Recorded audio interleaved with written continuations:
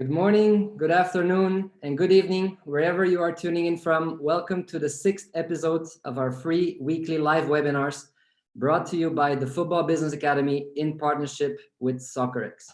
My name is Christian Dobrev. I'm the Chief Partnerships Officer at the FBA, and I'll be moderating this webinar. Now, as always, I'd like to begin by thanking everyone who tuned in last week for an exciting episode in which, together with Heidi Pellerano, Clément Michon, Kerstin Lutz, and Stephen Day, we looked at what the effects are of COVID-19 on football's commercial landscape. If you missed it, don't worry, but just be sure to check it out later, as the recording is available on our YouTube channel. Or if you prefer the audio version, just head out to Apple Podcasts or Spotify and look for the FBA podcast. For those of you who are new and haven't heard of the FBA before, we are a Swiss-based educational institution entirely dedicated to the football industry. We run a professional master in football business, and we've also run a number of tailor-made certificates around the world. Each week of this webinar series, we bring together different football industry experts who share different perspectives on how COVID-19 is affecting the football industry. For the past 3 episodes, we've looked at some of football's major revenue drivers. So for today, we thought, let's talk about football's power to drive social impact. And more specifically, how different clubs, foundations, and NGOs have been stepping up and leading the way. Indeed, our guests for today's webinar are nothing short of pioneers, and will share their insights and vision for how collectively everyone involved in football can make a positive difference. To start, we have Jürgen Griesbeck, who is the co-founder of Common Goal, as well as founding CEO of Street Football World. Then we have Preeti Shetty, who heads up Upshot at the Football Foundation. Next, it's also my pleasure to welcome Jacob Naish from Danish club FC Nordsjaelland, who are not your typical club, and that's why you'll understand soon enough why their commercial director is actually on this panel. And last but not least, we have Hubert Rovers, who is the CEO of the European Football for Development Network. Welcome to all 4 of you. It's a pleasure to have you with us today. And perhaps to start off, I think it would be good if everyone introduces their respective organization so that our viewers and listeners can have a better understanding of what you do. So Hubert, let's start with you. What's the mission of the EFDN, and what kind of programs and projects do you operate? Well, EFDN, our mission is that every club, league, or national football association in the UEFA territory becomes socially responsible and community engaged, which means that every club, no matter how big or small, can make a positive impact in their community while building their own brand in football. And we believe that clubs, leagues, and national football associations who are socially responsible and community engaged also act more financially responsible as well. So and realize that their club can make an impact also by not winning the league, but that you can have an impact on different levels as well, which makes it a more sustainable organization as a whole. The projects that we run, at the moment, we have 16 European programs on health, on education, on employment, social cohesion. For instance, working with refugees, program called Welcome Through Football. But we also have a health competition, or we're going to launch a health competition between fans, where every step they take win points for their favorite football club. Can compete with each other online as well. So we run a number of programs starting for 3-4 years old until I think the oldest participants in one of our working football teams from the clubs is 104 at the moment. So you can have a wide variety of participants. Nice, thank you. Very, very interesting to hear that. Then moving on, what about Jacob? I already mentioned in my introduction that FC Nordsjaelland is not a typical club. What's the philosophy of the club? Can you tell us a bit more about why you're different? Yeah, sure. So I'd like to highlight 2 things really that mark our philosophy out. The first one is a fundamental belief in the power of youth, and that comes through in the way that we focus on the development of our young people as whole human beings and not just as football players. And we've tried to kind of disrupt the academy model in that way. And we believe that if we do that, we'll create more better people, but also great football players. And it's actually led us to become the youngest team in Europe with one of the highest percentages of academy graduates in the first team. So this is a massive cornerstone of our model across both the women's and the men's game. And then number two is a philosophy that our founder has tried to have in place in both of our academies. We're part of the Right to Dream group, and the Right to Dream Academy is in West Africa in Ghana, and that's been going for 20 years. And the academy there acquired the club FC Nordsjaelland in 2015. And the second part there of this philosophy is to play for something greater than yourself. And so we're going to hear a little bit about Common Goal in a minute, but when you understand that, you understand it makes sense that our squad and our leadership have one of the largest contingents of Common Goal alumni. And they also have a lot of their own social change projects that they develop, and we support them and we help them connect to that on a very deep level. And we think this is super important because the research right now shows that millennials and Generation Z are very conscientious. They're very demanding, and that we feel that in terms of social impact, the football industry is probably for too long. It's just been out of touch with those tendencies and maybe shown a lack of will to embrace some of those changes. So we see our model and the journey that our players go on as something that helps achieve the end of developing the role models that the game needs for tomorrow, the purpose-driven athletes that we feel that the sport requires. And then it also feeds into a kind of key narrative for our organisation, which is about who we work with and the kind of company we want to keep in this struggle to change the game. And that's very much around this idea that we should not expect to accomplish our own dreams if we're not willing to help others accomplish theirs. Thank you, Jacob.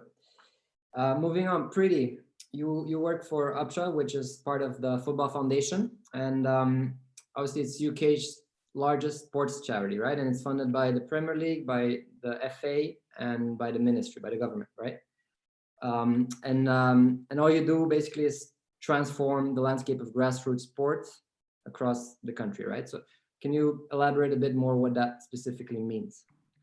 Yeah, so we're quite a unique partnership. Basically, we're a big funder, like you said, funded by the Premier League, the FA, and the government. We're their charity. And what we do is we enable the key football partners to come together to effectively achieve a shared vision. And for us, it's to improve football facilities around the country. So, you know, we work with and we fund football clubs, county football associations, local authorities, schools, community centers, a wide range of organizations to help improve the state of the grassroots game, if you like. So we have a 10-year national football facility strategy that basically lays out our ambition of how we're going to do this. And very simply, it rests on, you know, delivering thousands of new pitches, fixing existing pitches, but also looking at off-pitch facilities like changing rooms and goalposts and things like that. But really the key aims is to have impact on football. So more quality pitches, more people playing, but more inclusive, a wider audience of new and existing players, fewer matches cancelled, people having a better experience, all of the things that you would expect from football. But then importantly, and I think it links to you know what Jake and Hubert was saying as well, what is the impact that we have on society and on people's lives? So, you know, this isn't just football for football's sake, but by doing the things that we do and investing the money that we invest, what are those wider societal benefits that we're seeing on lives and communities as well? Great, thanks, Preeti. Jürgen, last but not least, can you tell us a little bit more about Street Football World and Common Goal? Yeah, sure. First of all, hey everyone, and a real pleasure to share this panel with you and also the audience out there. Street Football World was founded back in 2002 with the ambition to surface like the best practice community-based organizations that were using football as a tool to either increase or accelerate the impact on their communities.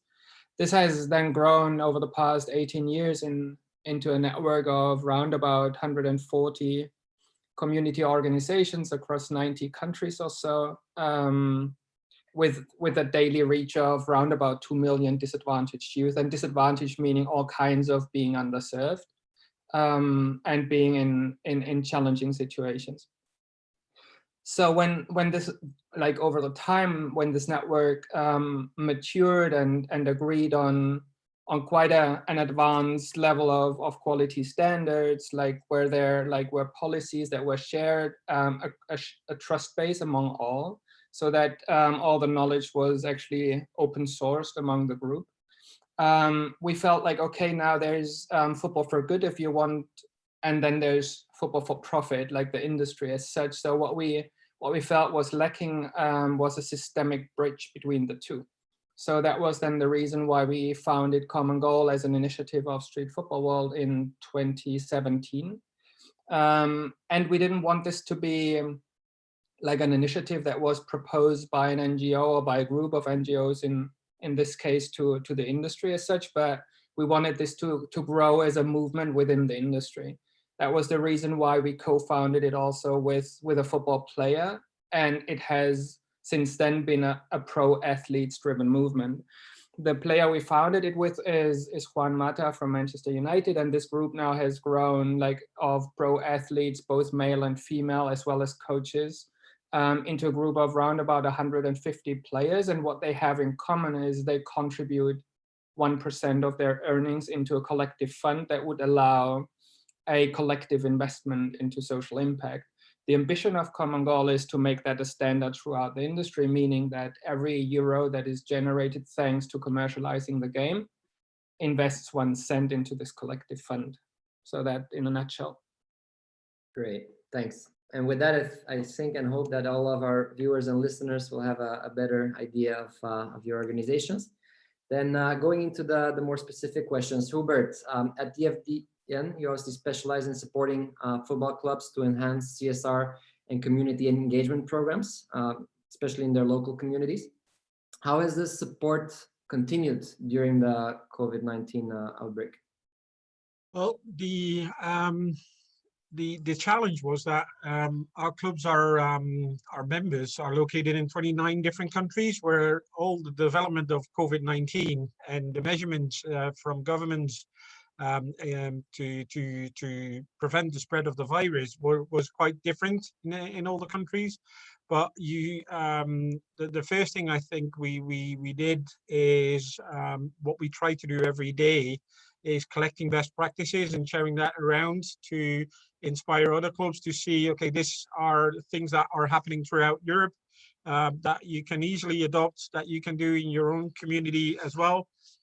So beginning of March, the end of February, beginning of March, we launched our Supporter of Each Other campaign or initiative, where it's a website, social media, where we gather all best practices from clubs, leagues, companies active in football, and yeah, share the message what they do, because yeah, although you are based in England or you're based in Denmark or in the Netherlands, there's a lot of same things that you can do using the club, using players from with home videos and trying to get the information out there.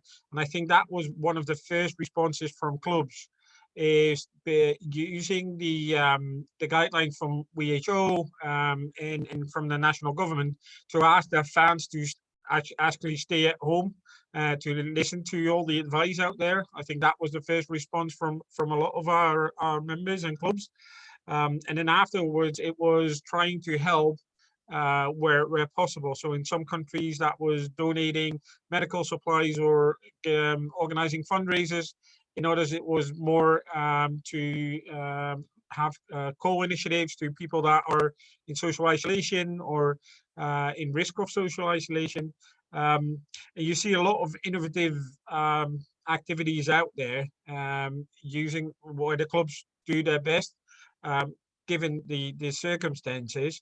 But also, I think it's a way for the clubs to stay in sight with their fans, or to stay connected with their fans, because everything was closed down in just 1 or 2 days sometimes, or in a week, with no view when we can go back to the stadiums again. So on one side, they're doing a lot. There's a lot of beautiful initiatives out there to help and serve the community. On the other side, it also serves the organization themselves to stay inside, to stay connected with the fans, with their sponsors, and hopefully that will give them an advantage when they can start up again, start playing either behind closed doors or not, to overcome the crisis as an organization themselves as well.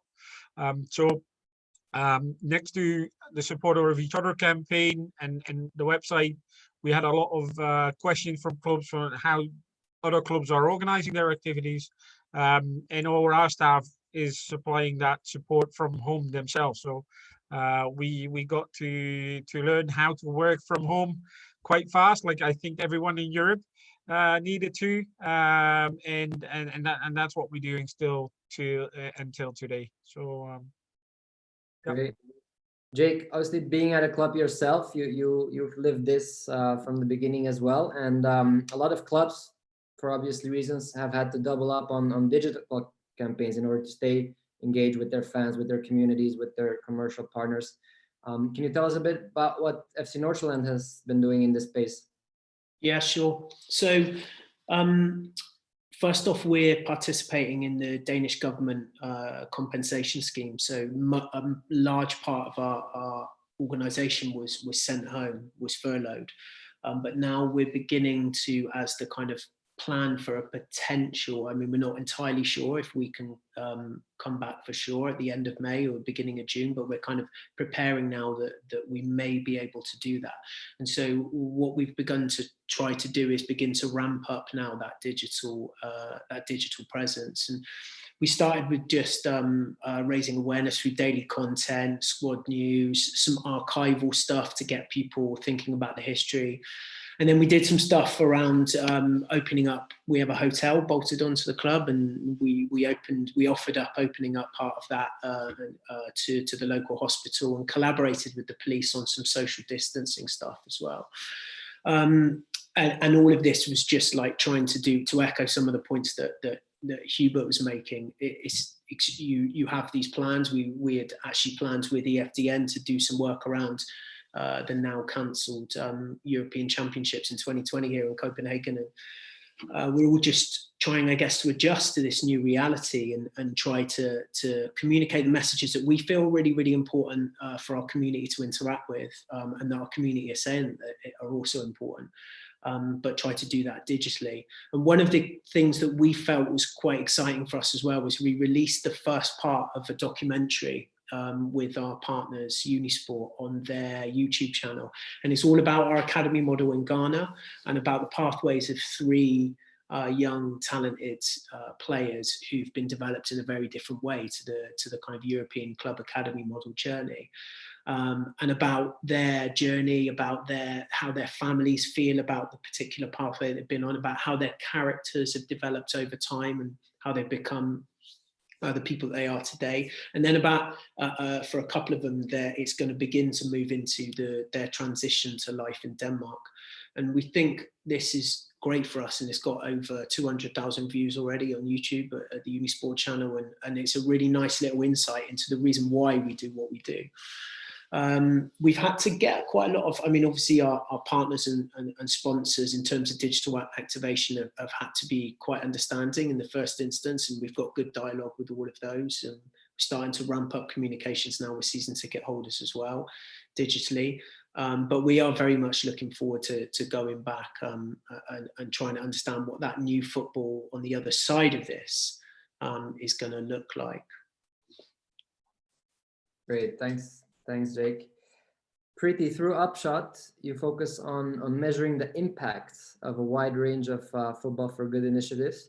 Can you tell us a bit more about that approach and why measuring the impact is so important in the current climate, even more so?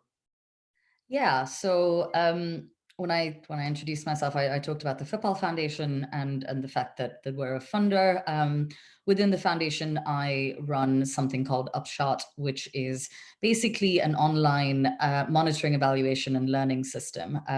We built it about 9 years ago within the foundation for us to measure the impact of our own investment. So effectively understand, where we were putting our money and what difference it was making.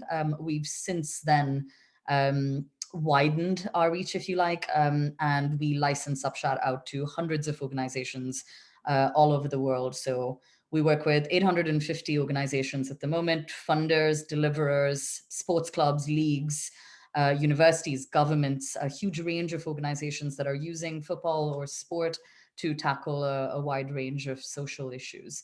And the whole reasoning behind it was really to understand this so what question. I'm putting money in, I'm delivering an intervention. I'm reaching 50, 500, 5 million people. So what? What is happening because we're doing this? How do we know that it's working? And it's really where impact measurement comes in. We can keep doing the same thing over and over again, and I can keep pumping money in. But if I don't know if I'm being effective, then it's pointless. So really the whole measuring impact space is around, understanding what is and isn't working. If it's working, how do we replicate and scale? If it isn't, can we find out soon enough that we can tweak and adapt, not wait till the end of the year, this whole very traditional annual report, how did it go? I'm looking in the past. It's very much about tell me now. We live in an age of instant gratification. And we sort of expect the same thing from our programs, from our data, as audiences, as fans. Tell me what's happening right now so I can do something, so I can action, so I can put more money in, so I can get involved. It's basically the same principle. In this current climate, I think more than ever before, we have realized, there has been a realization that the availability of real-time data is crucial. Any organization right now who can identify who needs what, who they're working with, whose services they're reaching, what do people think of their response, what difference it's making. Anybody who can answer those questions right now and then use that information to do a slightly better job the next day. That's all we're talking about here. It's saying, do I know? And I think the others pointed it out quite well. You're just reaching out. It's an excuse to reach out to your participants, your audience, your stakeholders, to understand how they're feeling right now. I think it's even more important than it was before, because it's giving you credibility with your funders. Money is tight. Money has always been tight for NGOs and for foundations. It's even tighter now. So it's really important to be able to prove that you are good enough, that the difference that you're making is actually something tangible, that you represent a sound investment, if you like. Because the issue that we have a little bit is everybody's good and everybody's doing a COVID response. What is separating you from everybody else? How are you helping your community and your audience right now? And how do you have the data and evidence to prove it? Great. We'll get back to the funding part in a bit. But speaking of response, Jürgen, in response to the current crisis, Common Goal established the Common Goal COVID-19 Response Fund. Can you explain a little bit how it's different from what you've been doing until now, and what have the first responses or results been? Yeah, sure. In essence, it's no different. It's just like adapting to the situation. At the core of Common Goal, what we have established over the past 2.5 years is a simple, efficient way to contribute, to donate, for people who are involved in the so far. And like pre-COVID, it has been very much like the 1% of people making their earnings within football. What we've done now is everybody who has already been involved with Common Goal, we just ask them to unrestrict their resources. Normally they all Common Goal members would have a say in okay, I'm interested in this continent, I'm interested in this social topic, and we would recommend accordingly like the allocation of the resources. Now, in these times, what we've done, we went back to all the Common Goal members, like athletes, and said, hey, what if you are unrestricted for this coming period, like this year, or what if you actually advanced your contribution to earlier in the year, so response can be more immediately, happen more immediately, or if you want to contribute additionally to what you have contributed already, you're more than welcome to do so. And also what we did in addition is to relax like the 1%. So everybody who felt they wanted to contribute now through the established mechanism, as I said, was very easy, simple, efficient, transparent, and felt confident with it, was invited to, or is still invited to do so.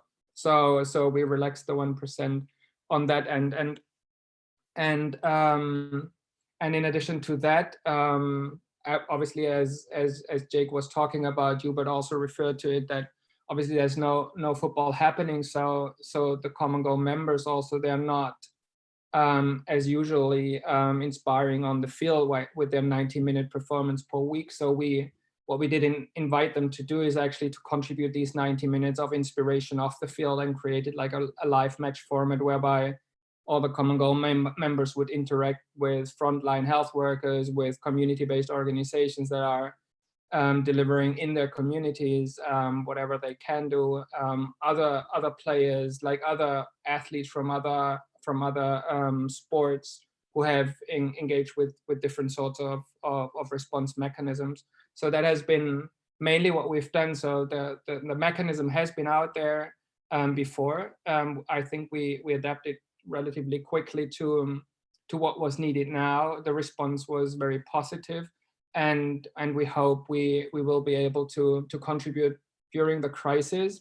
But more importantly, I think it's also to see that the focus of what we have done has been a little bit not cyclical to the spread of the virus. So while the virus has hit obviously first Europe and North America, there's part of the delivery of responses to that obviously happening in Europe and North America, but where a strong focus has also been like Latin America, Africa, where we've not yet seen the virus actually spread in a way that it would already represent a challenge to the respective health institutions, and in many of these countries, actually the lack of access to the health institutions, making it even more important that the organizations can deliver the last mile. Thanks, Jürgen. Hubert, speaking of campaigns, actually, you also mentioned you started the Supporter of Each Other campaign with EFDN. Can you share a bit of the best practices that you've seen your member clubs take advantage of this campaign to reach out to their communities and do something special, something different? Yeah, well, one of the the high-profile one is, of course, the stadium rights of Camp Nou with FC Barcelona, that they transferred to Barca Foundation to raise funds for to assist the health agencies in Spain with a fundraiser of I think one of the first unique to sell the stadium rights of Camp Nou. So that was one that really got a lot of attention worldwide. But I think the small size activities that really make an impact are support with food banks, because there's a lot of problems there. Well, basically when everyone had to run on the supermarkets, then the whole food bank all the food banks had way too little food. So I think that was one that was spread throughout Europe with the clubs and their suppliers to assist there, which of course is completely different type, but a lot more effective impact directly in the community. So that was you saw that throughout Europe. But there was a number of clubs that started online competitions against each other through esports. There's a lot of Twitter fiddies going on between clubs to showcase to show previous results, and to make challenges at home, use their players to get people staying active from home. And do there was, for instance, one club that did their usual training from home, and so all the players from home needed to do their fitness training, and then they invited all the fans to join them as well. So to do that, the 90-minute session. So you see a lot of clubs that didn't or were not too active online, learning how to do that and to engage with their fans in a different way, just to get people, although everyone emphasizes on the social distancing, to get people connected online, and getting connected through the club and staying engaged through the club. But also you see a lot of clubs who have developed online platforms where fans can support other fans. So you can post whenever you're in need, and ask a question for someone that's in social isolation, that cannot do their grocery shopping themselves. Post that online on the club platform, and then other fans can do that, put it in front of the door, stuff like that. You saw that, yeah. There were a couple of unique ones, and then that got copied a lot, which I think is a good thing. You don't have to invent the wheel all over again. So I think there's a lot of, well, sometimes big, sometimes small initiatives that really made or contributed in a difficult time. But now it's I think it's important to maintain that. So it's when everyone locked down, there was a feeling, okay, this could be 6 weeks, it could be 8 weeks, and then we go back to normal again. Now we know that there is not going to be a normal again. There's going to be a new normal, and I think for a lot of the clubs, the leagues, and the FAs, we need to have a good look how we can how we can stay active, both on the social side of things, but also as the organization themselves, how they can transform themselves to the new normal, and hopefully start playing their games again, but also interact on a different way, and finding a way to be sustainable as an organization themselves, to have that impact through the next months, and perhaps even year, if it goes to that. Great. And we have actually a question from the audience, of one Thomas Flakowski. He seems to be representing a Polish club and supporting the Supporter of Each Other campaign, actually. And he's asking you, do you think that the pandemic period will make the clubs now even closer to the community and become even more involved in CSR? Well, that's what I hope is one of the good things that can come out of this, is that the management and board of clubs realize that they don't have to win the league, or they don't have to win the Champions League to be valuable, and that they can make a lot of impact in regardless of their size, regardless of how developed the club is, how big the club is, and I think that this crisis also, and with all the initiatives going on, I hope that will have a sustainable impact in the way club management and club boards think about what they do outside of their football games. And of course, everyone will tell that football is the most important part of their business, but they realize that their business is perhaps not per se a business as such, but a community, or a point in the community where everyone comes together, and that they can use that in a lot of different ways, and different than the usual football game. So yes, I really hope that is one of the positive things that we can learn, and that management and of clubs will hopefully use this in the coming years, as well as it will inspire other clubs who were not engaged in community work or social activities before the crisis, and they now see the added value that it can have to on one side stay connected with their fans, but equally or even more important, actually, that they're making an impact in the community as well. Okay. Thank you, Hubert. Jacob, speaking of campaigns, obviously you're a commercial director, so you work with a lot of brands. I can only imagine that brands will have prepared campaigns in advance, whether it's for the end of the season, whether it's for the beginning of the next season, whether it's for the Euros, for the Olympics. Have you observed like any brands getting creative in how they've repackaged some of their campaigns and potentially even with a CSR twist to it? Yeah, that's a good question. I think, first of all, on the idea of like the CSR twist, just to pick up on, you know, how we see CSR, first of all, before I talk about the brands, I think for us in CSR, we see our player development model as kind of reverse engineering conscientious values into young players, so that when they become adults, they emerge with kind of global citizenship values. And CSR is not so much CSR, it's just kind of second nature to them to help and invest in their communities and do those kind of things. And something like joining Common Goal becomes an absolute no-brainer. It's just it's a thing, it's a minimum standard for them, if you like. So like, and I think in some ways, brands are starting to see, and have for some time now, seen it, the very most forward thinking of them anyway, have seen it in that way too. And I think if you, sometimes when we say the word CSR, what it sounds like is, it sounds like it could be somewhat inauthentic, that it's an afterthought.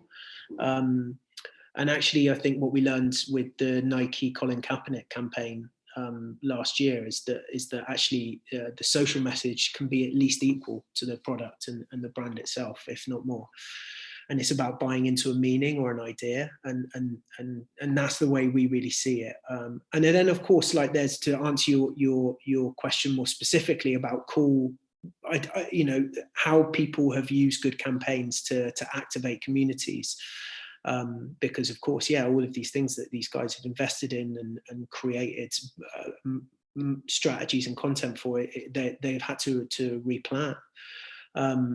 So yeah, and one thing that I think has been brilliant for us is the things that are very human, that allow fans, consumers, individuals and athletes to kind of connect with one another by doing very similar activities. And the Nike Living Room Cup is like this challenge matchup for players and fans to connect. And I think that's been really, really good. A lot of our players have participated in that.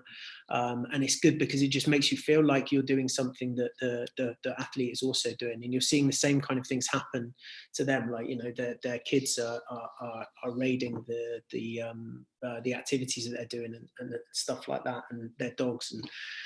And then the other one actually that just popped up on my radar just a couple of days ago was actually something else from Nike, which is really cool, which is essentially a story, a platform for telling the story of how they pivoted to produce personal protective equipment for medical workers in the US. And it's really cool the way they've done it. And I think we've seen a lot over the last few days of brands, clubs, and especially people from the textile industry producing equipment for the medical sector, and then you kind of get a social media post and it's like, bang, this is all the stuff that we've made. And what these guys did instead is they created a story around the projects, and how they brought together these key drivers from doctors, nurses, marketing professionals. And the CMO of Nike posted that just a few days ago. And if you haven't seen it, I think it's well worth having a look at, because it shows how actually the story is the campaign. And it's great. It's really, really, so almost, it feels like the emergency response that it actually was. So yeah. Thanks, Jake. Preeti, what about on your side? Like, are there any specific social issues that you're seeing organizations focusing more on now than pre-pandemic, basically? Yeah, I mean, I guess similarly to the other guys, you know, we're definitely seeing and recognizing that football clubs and sport organizations and NGOs, they are much more than that. They are the center of their community. You know, we're seeing accommodation for health workers, food bank distributions, like all of the stuff that Hubert mentioned. I think it's definitely clear that, you know, we need to start seeing ourselves as, as real contributors to our communities. But I think what's been really interesting is starting to look at how organizations have pivoted. So, obviously we are sport for good organizations, and therefore physical well-being plays a role. Lots of sport for development organizations or football for good organizations have a specific social issue that they focus on traditionally.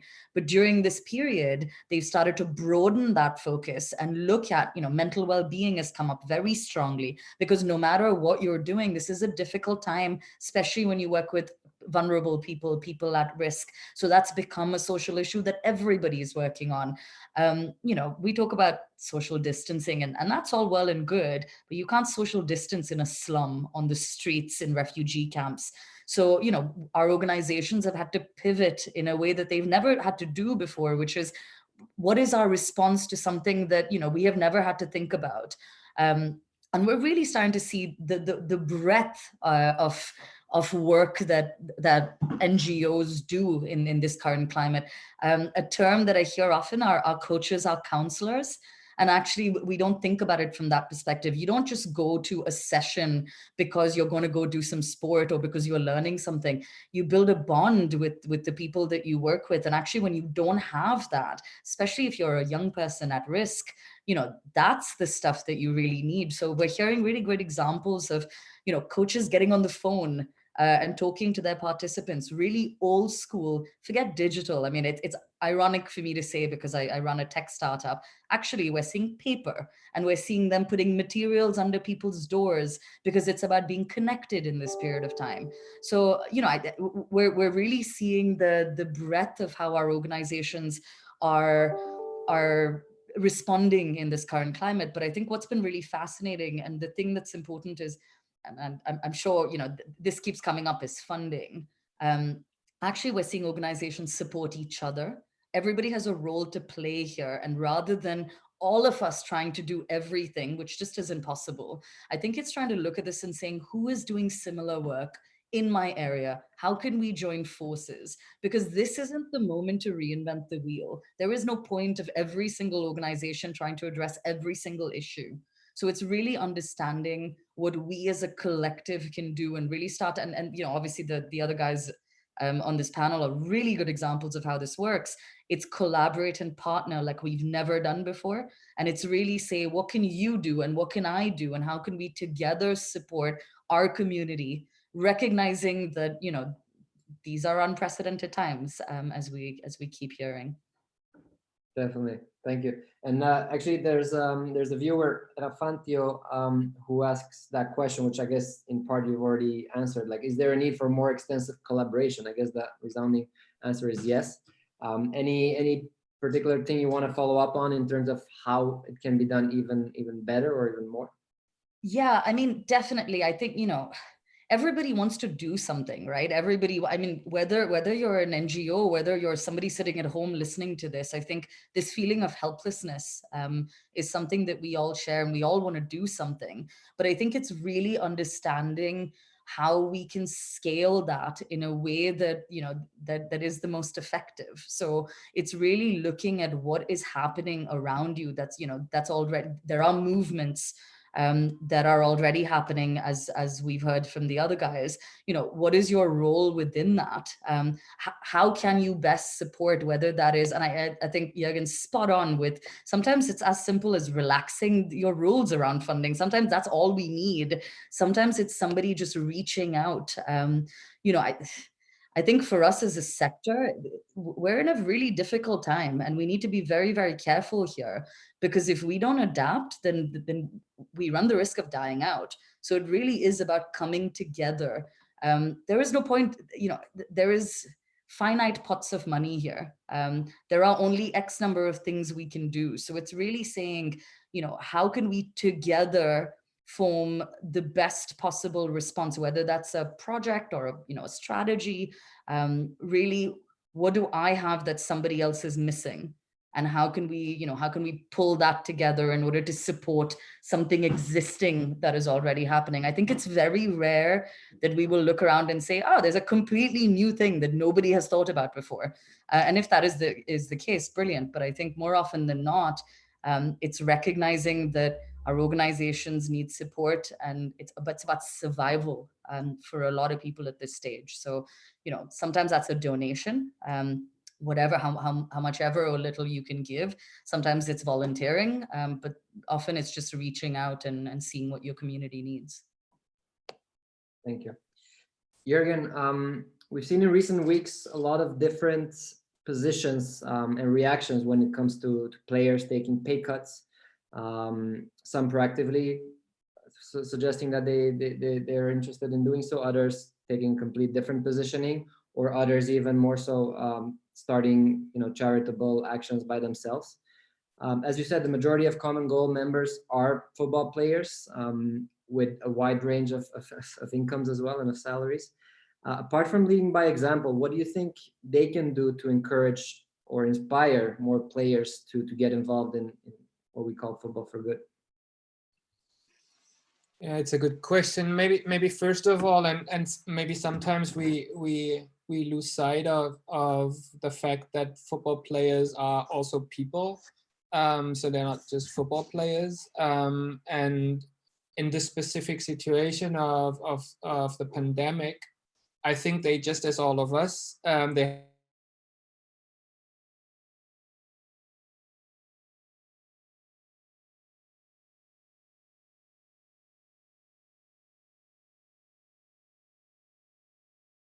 Looks like we lost Jürgen for a little bit there. Okay, let's move on until he comes back. Jacob, a big issue that a lot of clubs will. Sorry, you Yeah, lost. we lost you. Sorry, Jürgen. Can you start again by saying? Sure. Where did you lose me? Quite in the beginning. Okay. So what I was saying, and I'll try to summarize, is actually that that we have to look also at the players as people and not just football players. You already mentioned that within the Common Goal community, there's players like more from a top player category, and then there's a lot of players who are either lower tier players, like playing in a second division or in a lower league or in a country where football is not as much of a market as in other countries, and then many of them, actually more than half of them, are female players. So this is a whole range of different situations, and many of them have families, many of them have kids, many of them are away from their families, like living in Europe while the families might be in Africa and Latin America. So this is just the angle, I think, that sometimes gets lost when we're looking at football players, just looking at them as human beings, as all of us. So I wanted to highlight that, and I think there's obviously an advantage to those players Jake was referring to, like if you look at the Right to Dream Academy or FC Nordsjaelland, where it's part of who they are, like to have this holistic view on things, to be connected beyond the football field, to all sorts of environments in your life. I think many of the players have been told too much that they have to focus on their career, and are not prepared for any kind of disruption of that. And for many of them, those who are lucky, this moment comes when the career ends. But now it has been, obviously, for all of us and for all of them, it has been very unpredictably before that. And just looking at the relationship with the clubs and the different reactions that have come to it, and how that relates to their contributions, donations, or getting engaged with the situation.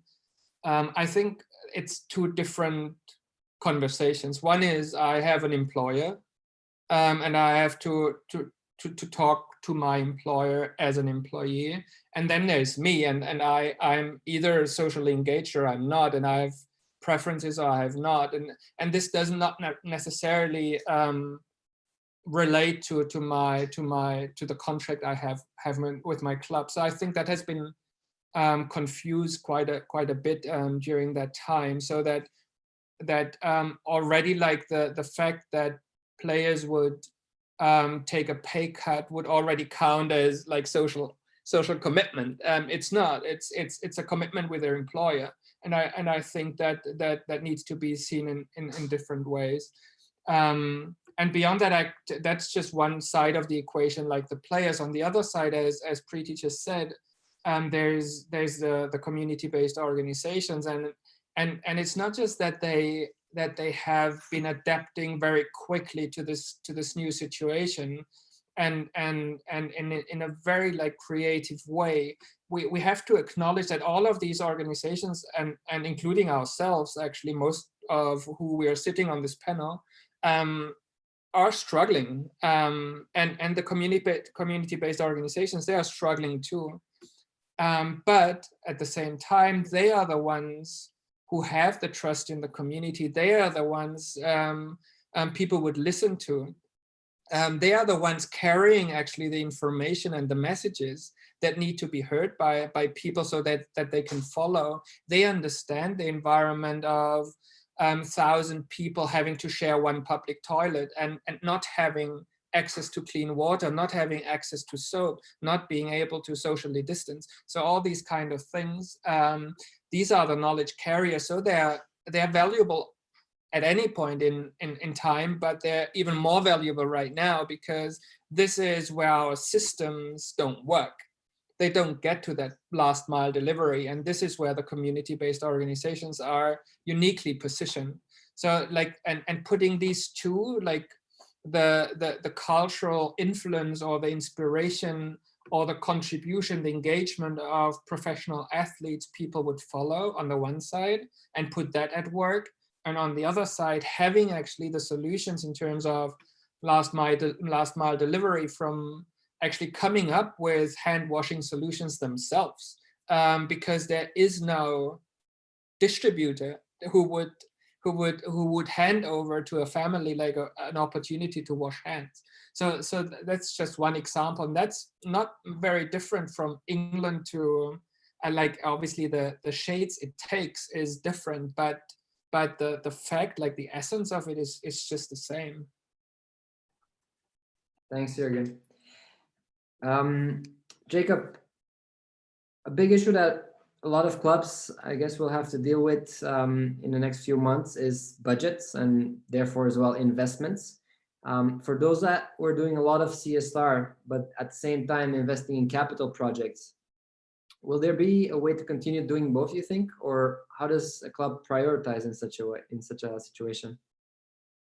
That's a big question, and I don't think I can hope to answer that for the whole of the football industry, but I can definitely tell you what I believe. And I think probably for many clubs, as they look to the other side of this crisis and what the shape of football is going to be, they'll probably see the combination of community work and capital projects and stadium developments and capital investments more generally as being even more central, because capital projects, especially training grounds and stadiums, they're no longer simply about improving the potential of the club's top line. They're much more now beacons for communities, and I mean, Preeti will know this really, really well from the work that she does at the Football Foundation.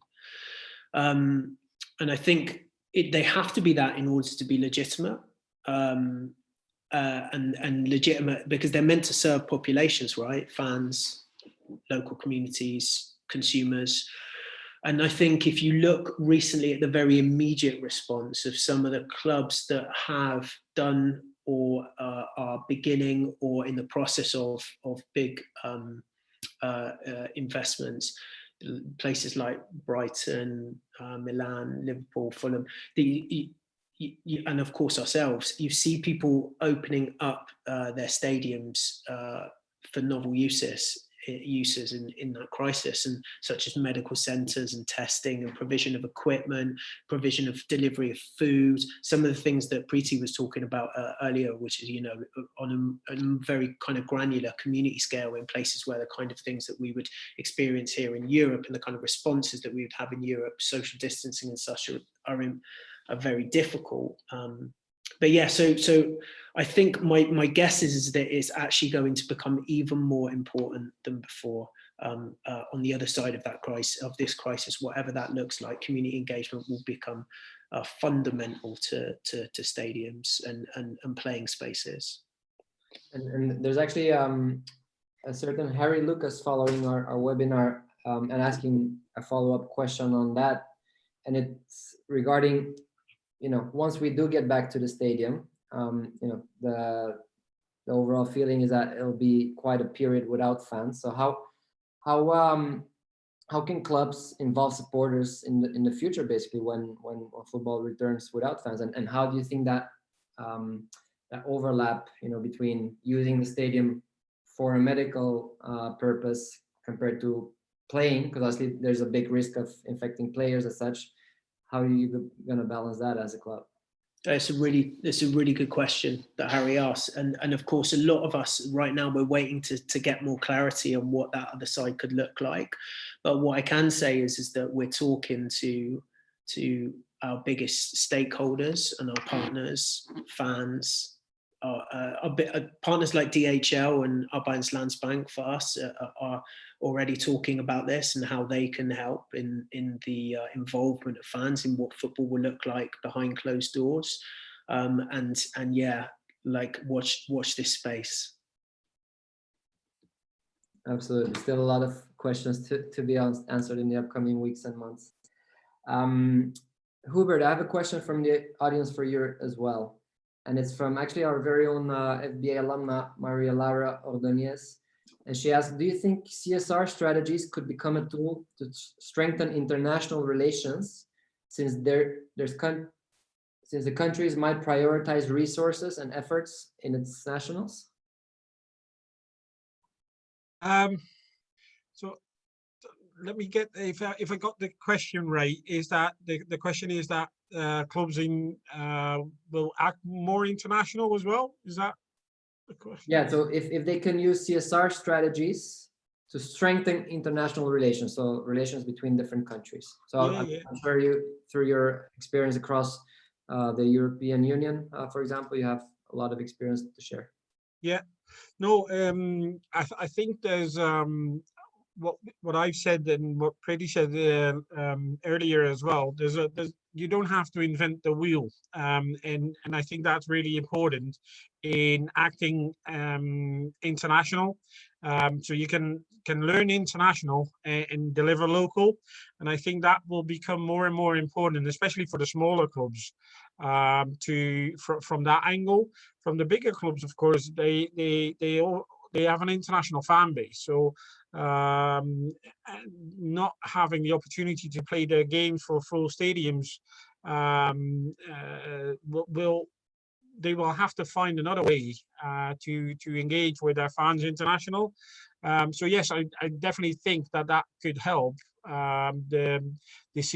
to internationalize the CSR perspective from clubs as well, and hopefully that will have a sustainable impact, or it will last for a longer time after the crisis as well. I think for too long time, people speak about a football family, but when it becomes really critical, then everyone goes for their own interests in the end. And what I've seen and experienced through this crisis is that that still happens, but it's less than it used to be. And hopefully people will maintain that feeling after we go back to the new normal, that they look behind or further than their own business interest or their own challenges, and see that cooperation actually brings people perhaps not quicker somewhere, but it can reach a lot further and create have a better impact for the long term. So I definitely hope that feeling will stay, but there will be a lot of challenges for the organizations just to be there, just to maintain themselves and to survive and to find other ways of income, to find solutions for the financial issues that they got, and also on league level to see when they can start playing behind closed doors or back to full stadiums again.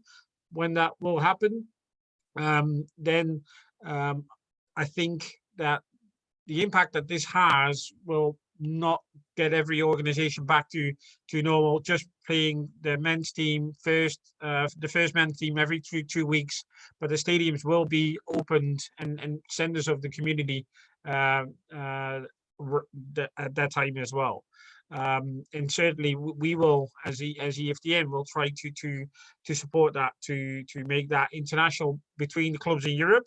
But I think also even more important that we can have we can at least support organizations outside of Europe there as well.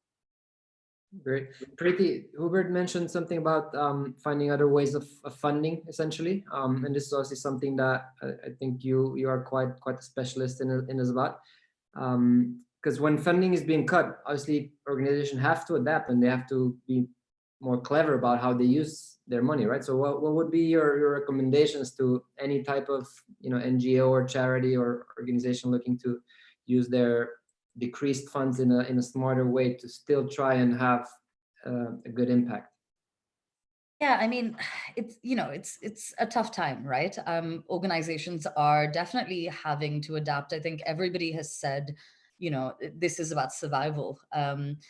Many are operating in a completely different way. They're providing new services, eating into cash reserves, not knowing. I think part of the issue is we don't know how long this is going to carry on for. So, and then we were talking about this just before we started. It's all very short-term thinking. But really, we, as organizations, this is all about planning for the long term. Are you going to be able to survive this? I was reading somewhere that in the UK, there's been a 41% increase in direct debit cancellations for like charity donations. I think 31% of international NGOs get their money from individual donations. People aren't donating, the first thing that's going, and I think Jürgen made a good point, players are people, but also people are people. And everyone's looking at their finances and going, what can I cut? Oh, that football for good charity, especially when it's a club. Everyone thinks clubs have money, right? Oh, you know what? My local club doesn't need the money. I need the money.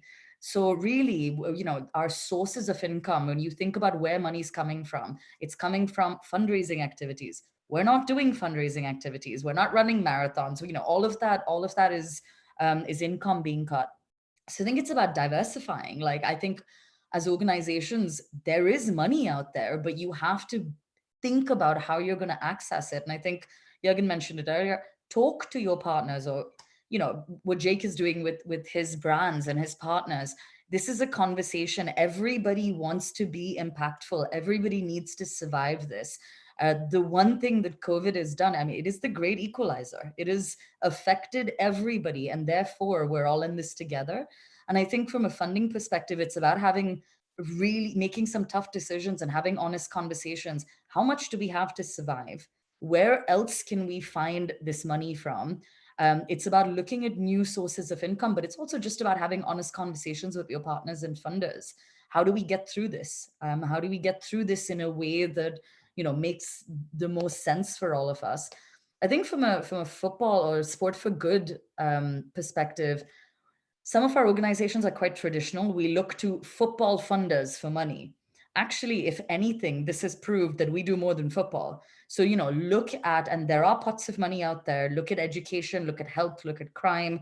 There are other areas that you can access funding, especially short term from, because as we know, everybody, we only have X number of football funders, and they're already doing what they can. So, I think it is really trying to understand what your short-term picture is, but also what your long-term picture is. And it's about co-creating with your partners a clear plan, timelines, goals, deliverables. You measure, you manage this together. That's the only way to survive it, really. Yeah. And Jürgen, you mentioned a bit before that obviously the situation is completely different from one continent to the other, and street football world as such, you have member organizations across all of the continents. I think, what is it, at least 140 NGOs. What has the crisis meant for them, or like what kind of like lessons can you share in terms of your conversations with your members in Asia versus Latam versus Africa? Yeah, maybe in order to not make this too long, but maybe there's two things I would want to say. One is a response to your question, and the other one I just invent myself. I think it's slightly unrelated to your question. It's rather like interacting with what Preeti, Jake, and Hubert have said before. In terms of us as non-governmental organizations, it's really tough because Preeti just said that clubs might be able to eat into their reserves, or companies might. We're not allowed to have reserves by law. So we're registered in Germany and we cannot have reserves. So we cannot eat into our reserves right now. So it's and even the subvention or the support schemes of a government, they apply to everyone, but only in a reduced way to the non-governmental organizations, which is really ridiculous. So the situation is really tough for non-governmental, not-for-profit organizations, at least in a country like Germany, although like the response is very efficient and very good for many, especially the social entrepreneurs are sort of not recognized by that. And this applies to everyone. Like Preeti said, like the first thing you discontinue, the first thing you stop doing, the first thing you're not thinking anymore about is the one that is a nice to have, typically in the CSR realm. If it's not part of who you are, you don't need to do it, so to say. So and that's obviously what we're suffering, and this is what our response fund is trying to act against, in terms of really like helping to bridge the gap that is in many cases now being created by the situation. The other thing I just wanted to quickly reflect on is the situation of the football industry. I think the football industry has been very, very lucky over the last 20 years or so, having such a loyal customer, like a fan, who follows the product like independently on how it performs actually at the end of the day. It's just such a loyal customer, if you want, client, however you want to call it. Technology has played a huge role in the development of football, without football actually doing anything for it, but just leveraging it like for their own purpose. And globalization in general, I think has been very much like taken into the model of the industry. I think now what the crisis tells us or shows us is that it's a very fragile system. There's no real resilience to anything that would be different to the normal, like TV rights, like we need to play, we need to have people coming to a stadium, like all these kind of things you need to have. And if you don't have it, your business model doesn't work anymore, like at all.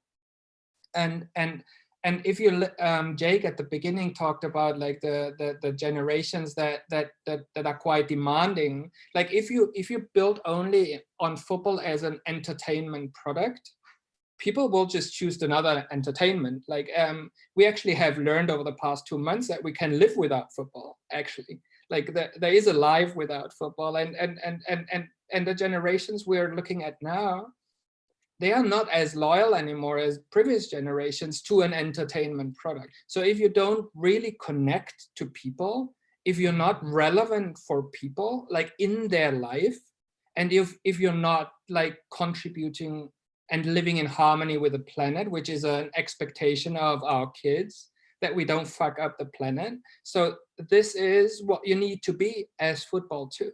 And I think this is a huge opportunity to not aspire to go back to business as usual, but actually to aspire to become sustainable as an industry, as a football industry. And you have such a, like as football, you have such a brilliant base. You have half of the world's population in love with you.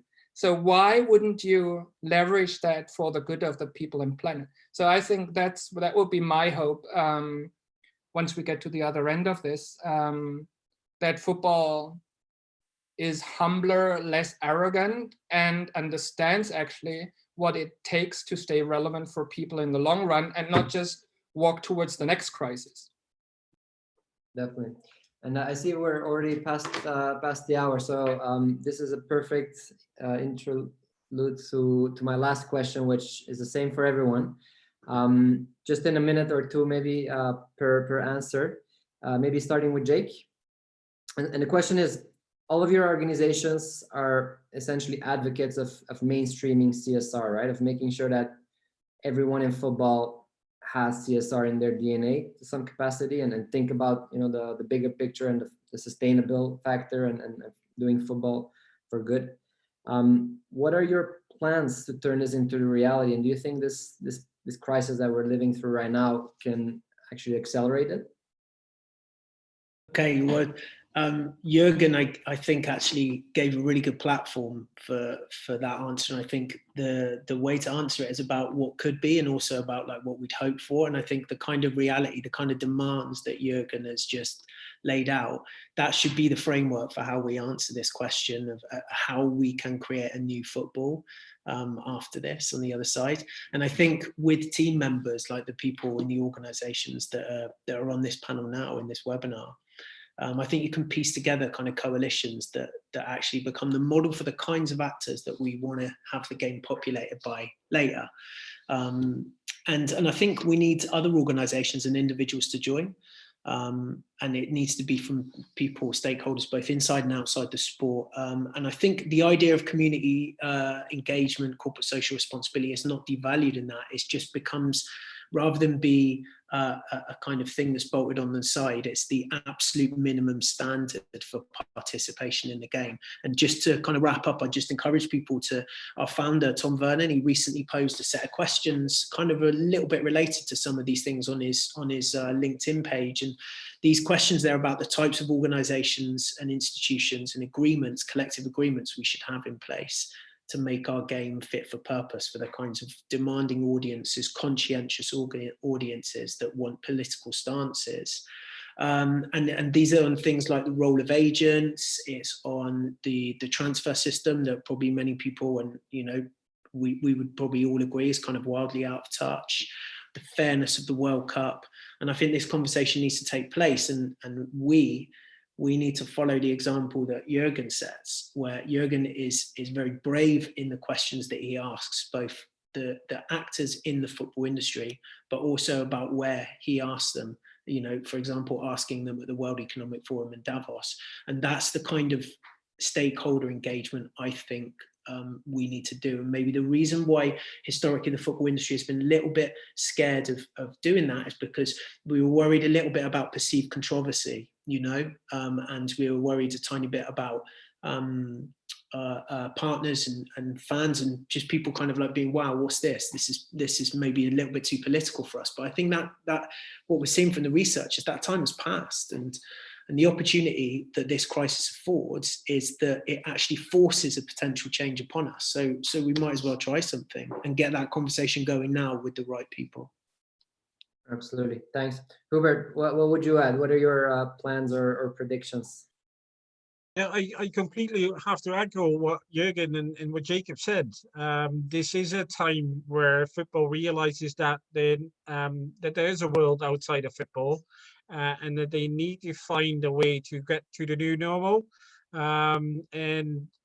With the people in this panel and organizations outside, I think it's a good time to be involved in that redevelopment of the football sector, where the organizations look further than their own entity, and really use this as this global crisis as for the sector. It could be something, it can get something positive out of it as well.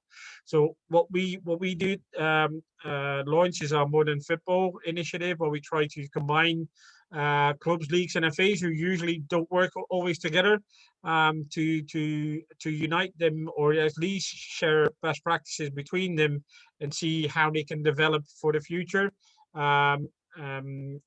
again, looking behind further than their own entity, looking further than their own personal aims and business targets. And yeah, my hopes and what we would support is developing the sector to that new normal, where CSR and sustainability has a much more broader meaning and much more important in the day-to-day activities of all the organizations in the sector. Okay, thank you, Hubert. Preeti? Yeah, massively echo what all three guys have said. I don't think this is around, you know, and it's a term that's obviously, you know, we still use, but it's not about responsibility anymore. It's about social purpose. I really think, you know, like Jürgen said, there are our audiences, our generation, the generations that are coming after us, they are demanding more from their businesses, from their brands. You know, I think we as football need to understand what our purpose is, our reason for being, and it is more than entertainment. And if we expect that loyalty from our audiences, then we need to give it back to them. I think we have shown during this time that we can do that. The real question is, can we sustain it? When this is over, are we going to go back to trying to make the most money, trying to be the best, trying to have the biggest, you know, the most seats, the biggest sponsors, or are we going to all be joined up in trying to provide the most value to our stakeholders, you know, to our audiences? So yeah, I totally agree. I think this is, you know, this is about changing the way we think and coming together as football for a much bigger purpose. But to echo something that Jake said right at the start, I think you know, from a social impact perspective, the key word is authentic. I think people are seeing past all this, you know, yeah, we're doing good and good for good's sake in the business case. We know all these things. This is not new anymore. I think the more authentic we can be, the more, you know, people are going to want to support football and football for good, and we're actually, you know, actually going to start seeing some impact. So yeah, massively echo what everybody has said, and it really is the only way to embed is for us to honestly want to do it, and not do it because we want to win in some way. Great. Jürgen, any final remarks from your side? I guess for the sake of time, I pass, and I think everything is said, and just the invitation to really play as a team, understand or recreate the understanding of success, understanding contribution as a currency, as something that's not just the right thing to do, but it has value. It will be expected, and therefore it translates into value, and just as we expect from all of our governments that are democratically installed, that they serve their people, to have football actually also serve the people, and not serve the system, or not serve the businesses, or not serve the TV rights holders, but actually serve the people. And through that, you will serve the TV rights holders, and you will serve the businesses, and you will serve everybody else, and you will be successful.